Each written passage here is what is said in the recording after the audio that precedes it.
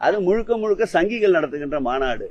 அது அரசியல் மாநாடு. இப்போது திட்டமிட்டு யாரிடமும் நாங்கள் வசூல் வேட்டை அப்பொழுது நடத்தவில்லை. திட்டமிட்டு அதற்காக வாகனங்களை ஏற்பாடு செய்யவில்லை. இது அரசியல் தேவைகளுக்காக, அரசியல் சூழ்நிலைக்காக, மதத்தால் இனத்தால் மக்களை எப்படியெல்லாம் பிளவுபடுத்த முடியுமோ அந்த பிளவிற்குண்டான ஆயுதமாக இந்த மாநாட்டை அவர்கள் பயன்படுத்த நினைக்கின்றார்கள். அப்ப இவர் ஏன் மாநாடு முருகன் மாநாடு நடத்தினாங்க? அப்ப முருகன் மாநாடுக்கு போனவங்க எல்லாம் ஊபிசா? இது என்ன? இது இவங்களுக்கு ஒன்றும் புரியல. நீங்க ஒரு தமிழ்நாடு அரசு நடத்துச்சு முருக பக்தர்கள் மாநாடுன்னு, அதில் எத்தனை பேர் கலந்துக்கிட்டாங்க? உங்கள்கிட்ட டேட்டா இருக்கா? மிஞ்சி போனால் ஒரு 5000 பேர், ஒரு 4000 5000 பேர். ஆனால் இது முழுக்க முழுக்க இந்து பக்தர்களால், முருக பக்தர்களால், இந்துக்களால் ஆர்கனைஸ் பண்ணப்படுற ஒரு நிகழ்ச்சி. இது கவர்மெண்ட்லாம் ஆர்கனைஸ் பண்ணல. இதுக்கு 5 லட்சம் பேர் எஸ்டிமேட்டட். 5 லட்சம் பேர் வருவாங்கன்னு எதிர்பார்க்கப்படுறாங்க. கூடவும் வரலாம். அப்போது உங்களுக்கு என்ன ஆகுது? பயம் கொடுக்குது. அதனால் நீங்கள் என்ன சொல்கிறீங்க? சங்கிகள் தான் போவாங்கங்கிறீங்க.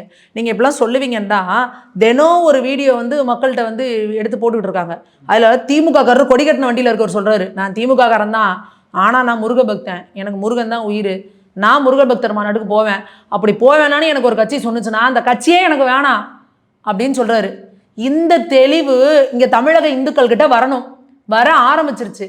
அப்படி வந்துருச்சுன்னா இவங்க ஆட்சி ஆட்டம் கண்டுரும்.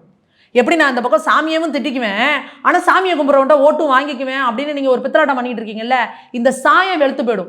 இந்த முருக பக்தர்கள் மாநாட்டில் லட்சக்கணக்கான இந்துக்கள் ஒரு இடத்துல ஒன்று கூட்டிட்டாங்கன்னா அவங்களோட ஒற்றுமையை வெளியில் தெரிஞ்சிருச்சு அப்படின்னா உங்களுக்கு பெரிய பிரச்சனை. இந்த தமிழகம் என்றைக்குமே ஆன்மீக பூமி. அதை நாங்கள் திரும்ப திரும்ப சொல்கிறோம். முருக பக்தர்கள் மாநாட்டில் 5 லட்சம்ங்கிறது கம்மி. அதை விட அதிகமான முருக பக்தர்கள் ஒன்று கூடுவாங்க.